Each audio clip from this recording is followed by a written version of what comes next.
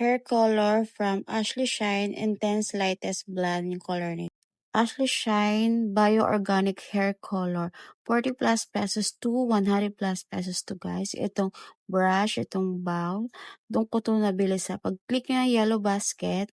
Nakikita nyo lahat yan. At yung lightest blonde. Maraming color yan guys. At itong oxidant, 6% hanggang 12%. 12% yung binili ko kasi sanay na ako magkulay ng hair ko eh. Pang professional use yan guys. Pag hindi kayo masyadong marunong, 6% lang muna ha. Kasi baka masira yung hair niya. Tuturuan ko kayo kung paano ipiprepare to. Ayan. Pag nilalagay ko yung hair color yan. Dalawa binili ko kasi baka hindi kayanin ng buhok ko kasi masyadong makapal yung hair ko guys. Ito na yung oxidant. Hinalo ko na rin siya guys. Ganyan. Boost mo lang naman yan. Mabilis na maiboost yan eh. Tapos pag halu-haluin mo yan, may na-discover rin akong Color Save Infusion. 10 ml, 30 plus pesos lang to guys.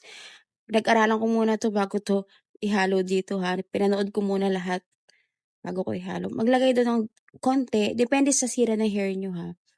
Kasi ako, dinamihan ko half kasi bleach yung ginamit ko. Nagdalawang bleach ako kanina tapos hair color, diba? Kaya halo-haluin na yan. Haluin ng parang halo-halo. So, ito, katatapos ko lang mag-bleach. May video rin akong ginawa dyan. Hanapin nyo na lang. Ayan, papatuin ko siya para ilagay ko na yung hair color. Sorry, hindi ko na videohan yung umpisa na paglagay ko ng hair color. Hindi ko napansin na hindi ko pala na video. Ayan. Patapos na nung napansin ko. Ang ganda nung Safe Infusion. Ang lambot-lambot niya sa buhok. Grabe. Habang ang sarap-sarap niyang hawakan at hindi siya mahapdi sa buhok. At ito nilagyan ko rin yung kilay ko. Kasi sabi nila, kung anong color ng buhok mo, dapat ay din color ng kilay mo, di ba? Kaya layan ko. Hindi naman siya mahapdi guys eh. Hindi mahapdi yung Ashley Shine kasi organic siya. Yan, lagay-lagay lang. Ayan, ganyan lang paglagay ko, dahan-dahan lang. Kasi natakot ako eh, baka masakit. Pero hindi naman pala siya masakit.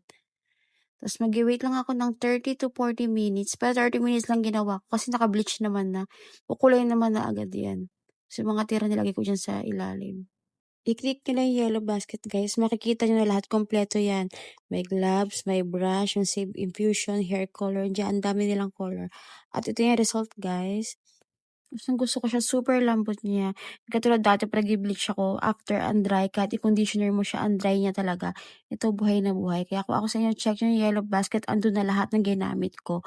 Check out na guys. Thank you.